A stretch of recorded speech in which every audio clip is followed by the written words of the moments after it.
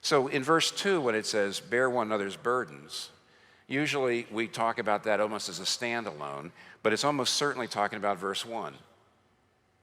And that means, here's the metaphor. If somebody is struggling with a 100-pound load, they can't get it. If you come to help them, how do you help them? You can only help them by taking, if you take that in, I take this in. Now you've got 50 pounds on you and that other.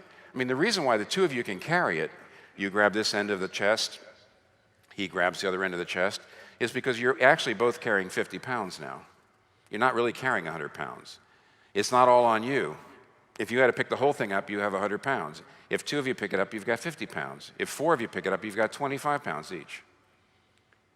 And so the metaphor is, you can never help somebody without some of that person's burden falling on you. And that's something that a lot of us don't want to happen.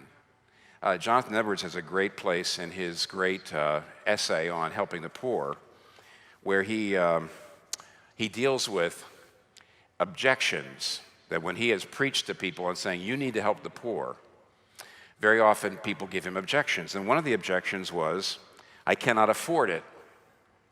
I'd love to help the poor, but I cannot afford it. And Jonathan Edwards, as usual, puts it like this.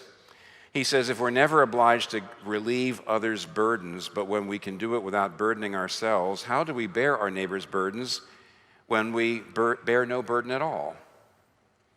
And what he's trying to say is, when you say I can't afford it, what you mean is, I can't afford it without burdening myself. He says, but that's the whole point. Galatians chapter 6, verse 2. When you see someone in trouble, in this case financial trouble, there is no way to help that person without some of that person's financial burden falling on you. It's called a sacrifice.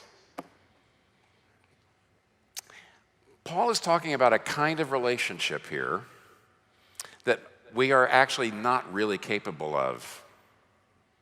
We can only help people when it helps us feel good about ourselves. Those of us who go out raising money for various charitable purposes, ministry purposes, helping the needy and the poor in our community and all that, you know how people do that so often. You know that they're giving so that they can feel good about themselves. You know they're doing it to the degree that it doesn't burden them, but simply builds them up because they're vainglorious. Paul says, I want a whole different kind of relationship.